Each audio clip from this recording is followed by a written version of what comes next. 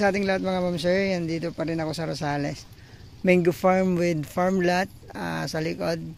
Pwedeng pag-alagaan to ng mga hayop sa likod. Tapos dulo nito dam pa rin. Ito yung property. Ang umpisa hanggang doon.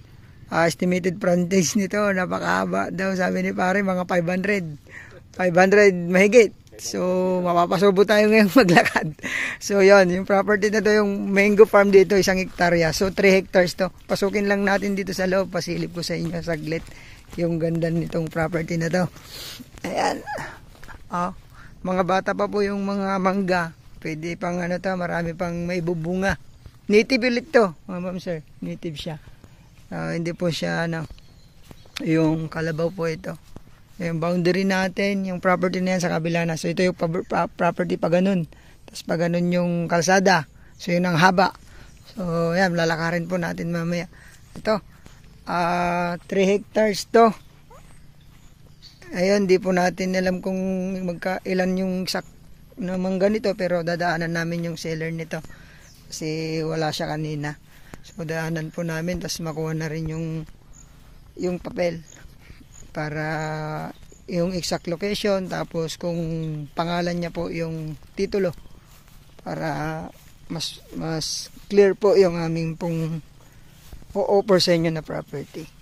May mga tanim pa pala na mga mahogany. Ibang property na yun pare, no? Bahay. Ayan, ito. Sakop natin to. Pasilip ko po tong mangga dito. Maganda rin yung space ng mangga, hindi masyadong malapit. Kasi yung iba malalapit na property. Ganun pa rin, napakalapit po ng Tiplex to. Tubig na pala dito. Mga 10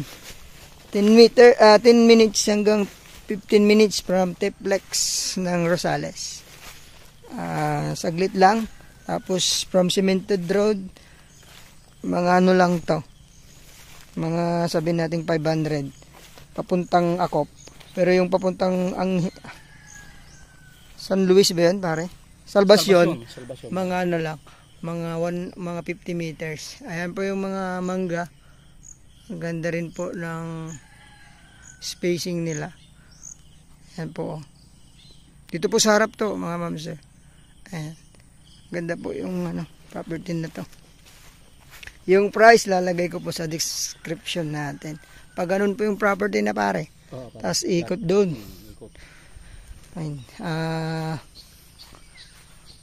Medyo masukal po doon, kaya hanggang dito na lang muna tayo. Kasi tag-ulan po dito ngayon. Pag tag-init, malinis po. Pag tag-init. Tapos bago mag-spray, spray ng mangga, naglilinis po sila dito. Walang caretaker to pare. Awan pare, awan. So walang problema sa caretaker. Tapos yan sa part na yan, mga ma'am sir, medyo pababa. So pwedeng gawing fish pan. Fish pan, alagaan ng dyan, ng mga kambing, baka, kasi may pagkukunan tayo ng tubig. Tara po sa labas sa may barangay road. Samahan nyo lang po kami ni Pare Noli sa paglalakad.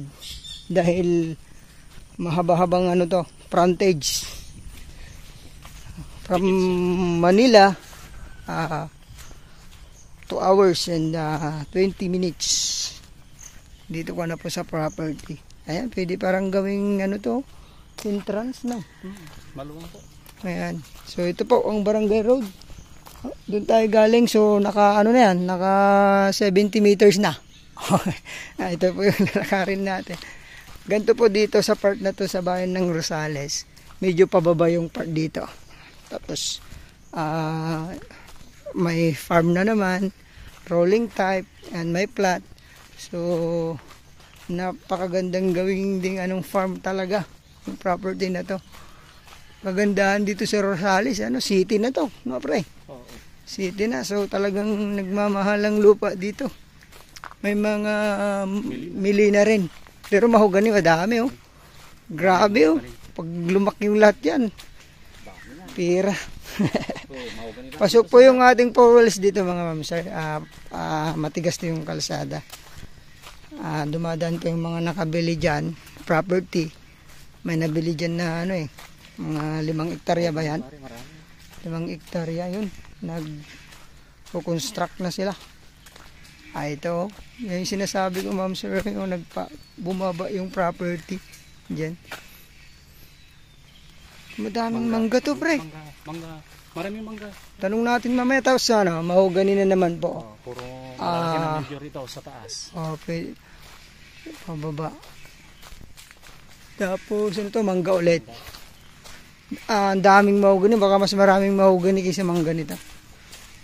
Hindi lang natin mapasok sa loob, mga ma'am sir. Kaya ang haba nito. Ang haba ng frontage nito. Ang lalaki ng mangga dun. May milina, kawayan, bayog. Ang dami. Kompleto Farm talaga, magandang farm. Yun, meron pong nakausling 3,000 dito. Yan, ito yung umpisa ng 3,000.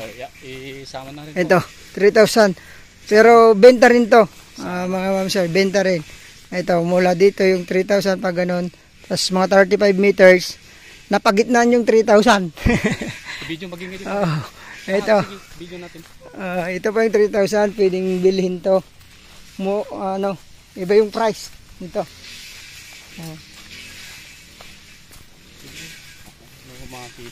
Ito yung 3,000 niya.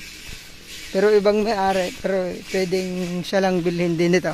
Pwedeng maglagay ng kubo, tapos fish pan, tapos mga kambingan. Ito na, end ng 3,000. Ayan. End ng 3,000. Umpisa dito, property na naman ng ating 3 hectares na tinitingnan. Kasi napagitnaan siya ang property. Ayan po yung sa loob, talagang daming kahoy. Kung tutuusin, parang forest kwan pa rin siya. Daming kahoy dito. So pagka nabili ito, marami tayong magagamit na pagpagawa ng kubo, ng mga kama, ganyan, furniture, pwede po. Ito yung nabili.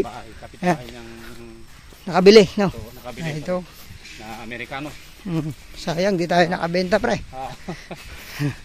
Ito po yung property ng isang Amerikano. Papagawa sila ngayon. Ganda na. In-improve na. Ganyan dati to, mga kahoy-kahoy. Pero ngayon, ganda na. Kasi lang bako Makabili dito, may sarili, hindi mabilis ang Ayan. Mangga na. Mangga ulit. Siguro nasa to, pre. 100 mahigit din ng mangga nito. Oo. Pero kung yung 3 hectares nalagyan lahat ng mangga, dami nito. Grabe ang haba na nito. So parang nasa 300 meters na kami yung lakad namin. Ito. Tiha. Pwede din to. Matitibay po yung mga kahoy na yan. Tapos mga kawayan dami. Kompleto po pang kubo-kubo. Kubo, kulungan ng kambing, baka, pati pagpatayo ng bahay natin, meron mga milina at mahogany. Ang ganda po nitong property nito, mga ma'am sir. Kaya lang di tayo makapasok sa loob kasi nga masukal. Pero may mga kasama po kaming naglilinis, trata sa paglilinis. May gamit sila mga marami siyang mangga. Ayun, ngaba na.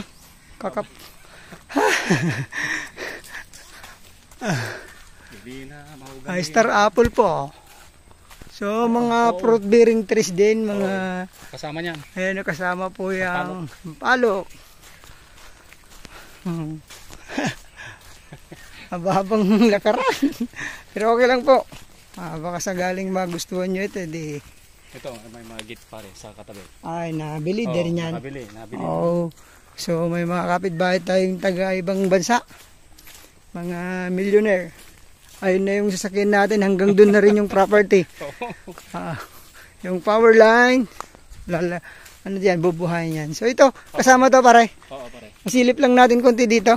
May plot pala dito. Dam sa pababa ng dam So dulo nito dam. Uy, may Alam na tatil pare banda tibagatan. Sa bandang kanan para.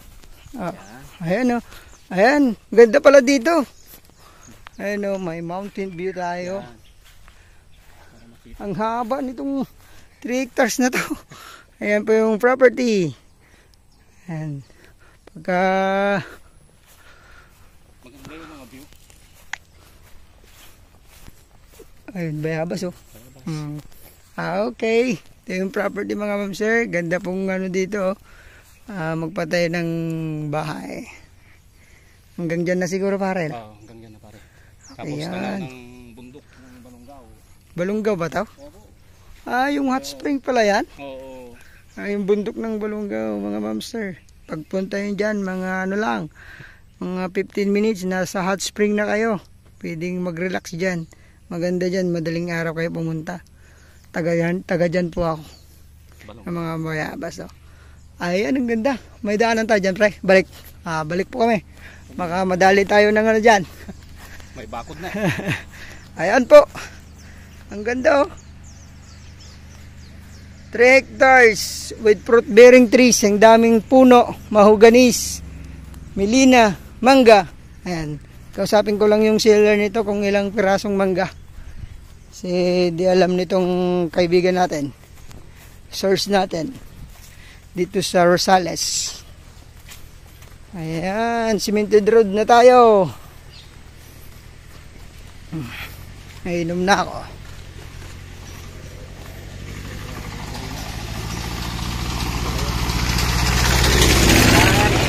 Ito po, nakabakod na siya hanggang dyan sa may tricycle. Mayroon parang ano, siniguelas. Daming fruit bearing nito pre. Daming kahoy pa na pwedeng gamitin. So ulitin ko po, 3 hektarya. Yung price lagay ko po sa description box, saka yung bilang ng mangga. Tsaka may farm lot sa likod. Sabi ng ating ano, dito na. Ito na yung sasakyan namin. Ito na yung boundary, parang lumagpas pa dito pre. Oo, dyan na. Oh, so relocate natin to. Pa-relocate natin pag nagustuhan natin to mga mams. Ayan. 2 lane naman tong barangay road. Nga ba po, so ilang minuto lang nasa provincial road ka na po. Mga ano lang. Wala pang 10 minutes. Saglit lang. Check ko po mamaya sa ating pagtarabal. Ayan, may power line. Yung water dito, deep well. No? Pare. Oo, pare. Tapos, maganda kasi yung deep well dito kasi malapit siya sa dam. Ayun po, maganda. Ayun, sana magustuhan nyo to. Bayan po ng Rosales, 3 hectares. Ay, ingat po kayo palagi. God bless po sa ating lahat.